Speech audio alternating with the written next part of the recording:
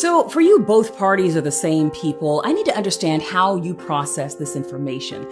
Donald Trump's executive orders in recent weeks have delivered a gut punch to Black America that is too devastating to ignore. Under the Trump administration, the Department of Justice's Civil Rights Division has effectively been dismantled. And we knew this was coming. It was all laid out in Project 2025.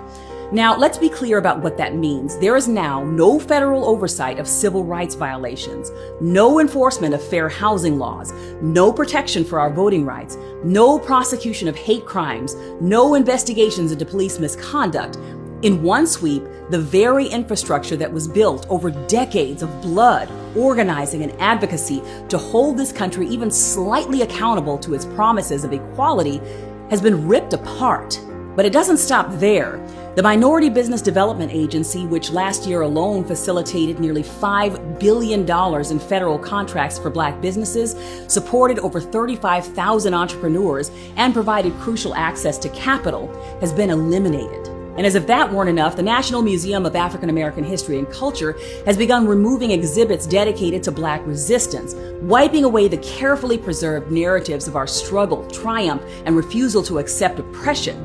This isn't just policy disagreement. This isn't politics as usual. This is erasure. This is intentional. This is a campaign to unravel every hard-won inch of progress that our people have made.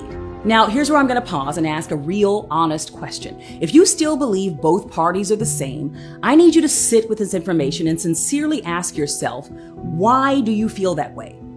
Because if both parties are the same, then the wholesale dismantling of civil rights protection and the erasure of Black historical memory at a federally funded institution should not be happening so openly, so aggressively, under the leadership of one administration and not the other.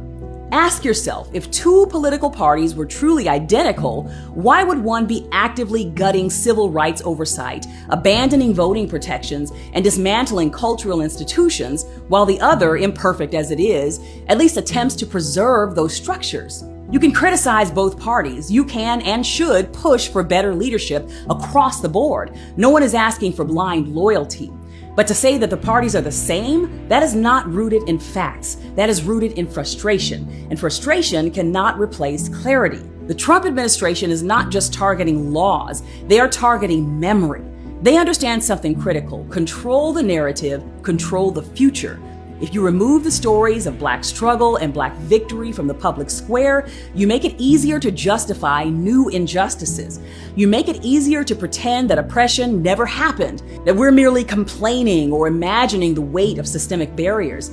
This is the blueprint of authoritarianism, and it's been unrolling steadily while too many of us have been lulled into a dangerous cynicism, repeating mantras like, oh, Republicans and Democrats are two wings of the same bird, because it feels easier than confronting the ugly, exhausting reality in front of us.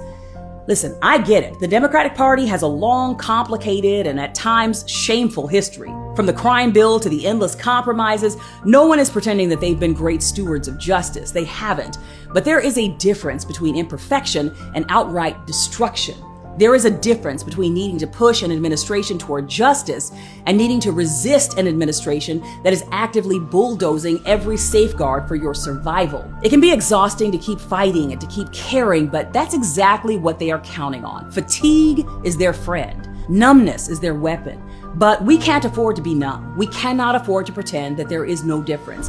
We cannot afford to silence our critical thinking under the blanket of hopelessness. Before you post both parties are the same one more time, ask yourself, are you prepared to confront the truth of what is happening? Are you prepared to sit with the discomfort of actually paying attention to what's going on around you instead of playing the role of a detached critic? If we're serious about protecting our people, preserving our history, and fighting for a future that's freer than our past, we must also be serious about telling the truth, even when it's messy, even when it challenges our frustration, even when it asks more of us than cynicism ever would. The stakes are too high for anything less.